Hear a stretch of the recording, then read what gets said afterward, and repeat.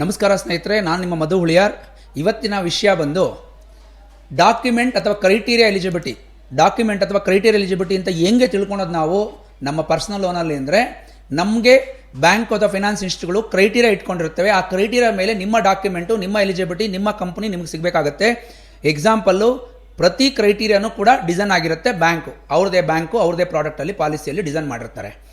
ಈ ಡಿಸೈನ್ ಮಾಡಿರುವಂಥ ಪ್ರಾಡಕ್ಟಲ್ಲಿ ಏನೇನು ಅಪ್ಲೈ ಆಗಿರುತ್ತೆ? ಸ್ಯಾಲ್ರಿ, ನಿಮ್ಮ ಸ್ಯಾಲ್ರಿ ಈ ಬ್ಯಾಂಕಲ್ಲಿ ಅಪ್ಲೈ ಮಾಡಬೇಕು ಅಥವಾ ಈ ಫೈನಾನ್ಸ್ ಕಂಪ್ನಿಲಿ ಅಪ್ಲೈ ಮಾಡಬೇಕು ಅಂದರೆ ನಿಮ್ಮ ಸ್ಯಾಲ್ರಿ ಇಷ್ಟಿರಬೇಕು. ನಿಮ್ಮ ಎಂಪ್ಲಾಯ್ಮೆಂಟ್ ಎಕ್ಸ್ಪೀರಿಯನ್ಸ್ ಇಷ್ಟಿರಬೇಕು. ನೀವು ಇಷ್ಟು ವರ್ಷದಿಂದ ಕೆಲಸ ಮಾಡ್ತಿರಬೇಕು, ಸ್ಯಾಲರಿಡ್ ಆಗಿರಬೇಕು ಅನ್ನೋದು ಅದು ಅವರ ಕ್ರೈಟೀರಿಯಾ. ಅದೇ ಥರ ನಿಮಗೆ ಪಿ ಎಫ್ ಇರಬೇಕು. ನೀವು ವರ್ಕ್ ಮಾಡುವಂಥ ಕಂಪ್ನಿ ಬಂದು ಪಿ ಎಫ್ ಅಲ್ಲಿ ಇರಬೇಕು. ನಿಮ್ಮ ವರ್ಕ್ ಮಾಡುವಂಥ ಕಂಪ್ನಿ ಬಂದು MCAದಲ್ಲಿ ಲಿಸ್ಟ್ ಆಗಿರಬೇಕು. ಮಿನಿಸ್ಟ್ರಿ ಆಫ್ ಕಾರ್ಪೊರೇಟ್ ಅಫೇರ್ಸಲ್ಲಿ ರಿಜಿಸ್ಟ್ರೇಷನ್ ಆಗಿರಬೇಕು. ಅದು ಇಷ್ಟು ವರ್ಷ ಆಗಿರಬೇಕು. ಅದರಲ್ಲಿ ಪೇಡ್ ಅಪ್ ಕ್ಯಾಪಿಟಲ್ ಇಷ್ಟಿರಬೇಕು, ಆಥರೈಸ್ ಕ್ಯಾಪಿಟಲ್ ಇಷ್ಟಿರಬೇಕು. ಸ್ನೇಹಿತರೆ, ಇದು ಲೀಸ್ಟಿಂಗ್ ಅಂತ ಕರೀತಾರೆ. ಇದರ ನಿಮ್ಮ ಕಂಪ್ನಿಗಳ ಆಧಾರದ ಮೇಲೆ ಮತ್ತು ಬ್ಯಾಂಕು ಮತ್ತು ಫಿನಾನ್ಸ್ ಕಂಪ್ನಿಗಳು ಅವರ ಒಂದು ಕ್ಯಾಟಗರಿ ಮಾಡ್ತಾರೆ. ಈ ಬ್ಯಾಂಕು ಈ ಕ್ಯಾಟಗರಿಲಿದೆ, A-B-C-D ಈ ಥರ ಕ್ಯಾಟಗರಿ ಲಿಸ್ಟ್ ಮಾಡಿರ್ತಾರೆ.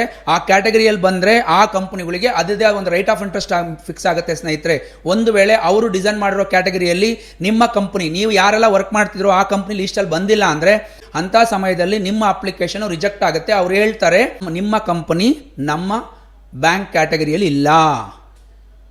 ಒಂದು ವೇಳೆ ನಿಮಗೆ PF ಬರ್ತಾ ಇಲ್ಲ, ಅದು ಕೂಡ ನಿಮಗೆ ನೆಗೆಟಿವ್.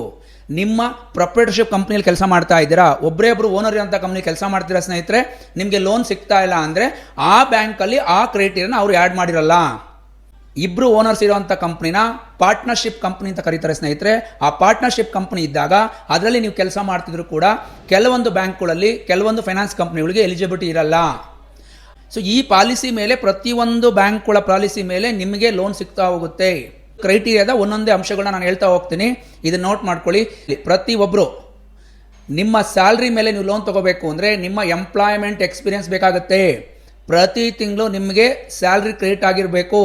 ಆ ಸ್ಯಾಲ್ರಿ ಬಂದು ನೆಫ್ಟಲ್ಲಿ ಕ್ರೆಡಿಟ್ ಆಗಿರಬೇಕು. ಸ್ನೇಹಿತರೆ, ತುಂಬ ಸರಿ IMPS ಅಲ್ಲಿ ಬಂದಿರುತ್ತೆ, ಅದನ್ನು ಅಕ್ಸೆಪ್ಟ್ ಮಾಡಲ್ಲ. UPI ಪೇಮೆಂಟಲ್ಲಿ ಬಂದಿರುತ್ತೆ, PhonePe, Google pay, UPI transaction ಅಂತ ಹೇಳ್ತೀವಿ. ಅದರಲ್ಲಿ ಬಂದರೆ ಕೆಲವು ಬ್ಯಾಂಕ್ಗಳು ಅಕ್ಸೆಪ್ಟ್ ಮಾಡಲ್ಲ. ನಿಮ್ಮ ಎಂಪ್ಲಾಯ್ಮೆಂಟ್ ಎಕ್ಸ್ಪೀರಿಯನ್ಸ್ ಜೊತೆಗೆ ಬ್ಯಾಂಕಿಂಗ್ ಸ್ಕೋರ್ ಅಂತ ಕರಿತೀವಿ. ನೀವು ಲೋನ್ ಕಟ್ಟೋದಕ್ಕೆ ನೀವು ಎಲಿಜಿಬಿಲಿಟಿ ಇದ್ದೀರಾ ಅಂದರೆ ಆ ಬ್ಯಾಂಕಿಂಗ್ ಸ್ಕೋರ್ ಏನಂದರೆ ನಿಮ್ಮ ಬ್ಯಾಂಕಲ್ಲಿ ಬ್ಯಾಲೆನ್ಸ್ ಇರಬೇಕು. ಸ್ನೇಹಿತರೆ, ನೀವು ಬಂದಿರೋ ಸಂಬಳನ ಕಂಪ್ಲೀಟ್ ಆಗಿ ನೀವು ಬಳಸ್ಕೊತಾ ಇದ್ದೀರಾ, ಬ್ಯಾಂಕಲ್ಲಿ ಏನೂ ಬಿಡ್ತಾ ಇಲ್ಲ, ಆಗ ನಿಮ್ಮ ಬ್ಯಾಂಕಿಂಗ್ ಸ್ಕೋರ್ ರಿಜೆಕ್ಟ್ ಆಗುತ್ತೆ.